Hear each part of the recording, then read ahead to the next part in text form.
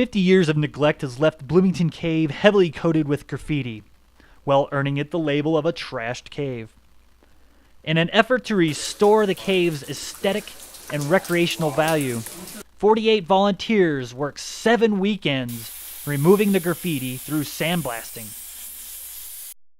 Bloomington Cave is an awesome maze of passages formed along a 60-degree dipping fault. It is presently mapped to 1.3 miles in length, the 4th longest cave in Utah. Being a short drive from the city of St. George in southern Utah, the cave is quickly growing in popularity. To remove any significant amount of graffiti in Bloomington Cave is a massive undertaking. Kyle Voyles reserved the use of Ray Keeler sandblasting equipment as the primary method to remove the graffiti. For 7 weekends, volunteers converged on Bloomington Cave to sandblast off the many tags from the walls and ceilings. Setting up the sandblasting equipment in itself is an amazing feat.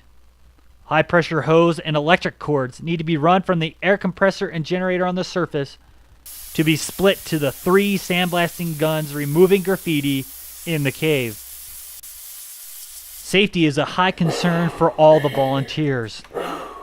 Diving goggles and respirators are worn to protect workers from the sandblasting media that is blasted everywhere as the graffiti is being removed. Many drops had to be worked around for the thorough removal of the graffiti. Safety lines were rigged to prevent injury from falls. Sandblasting equipment and 5-gallon buckets of media beads were repelled to the bottom reaches of the cave. A large number of volunteers were needed to keep such a large project moving forward. Oddly, the majority of the volunteers traveled more than 4 hours to reach Bloomington Cave. Matched with the great amounts of snow and rain, some weekends were extremely lean, with only 3 to 4 people showing. The project came with many costs. Amazingly, cavers contributed approximately 90% of the total cost. Equipment such as air compressor, generator, miles of high-pressure hose and electric cords, lights, and repairs were an estimate donation of $65,000. The volunteers donated over 1,000 hours of time, or an estimated value of $18,000. The main consumed expense was the sandblasting media. Even being able to recover and reuse about half of the media, 40 buckets were needed at $55 per bucket.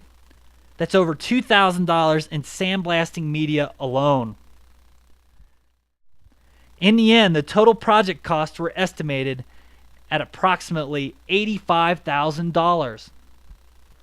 With all things said, the sandblasting was an extremely effective way in removing the graffiti.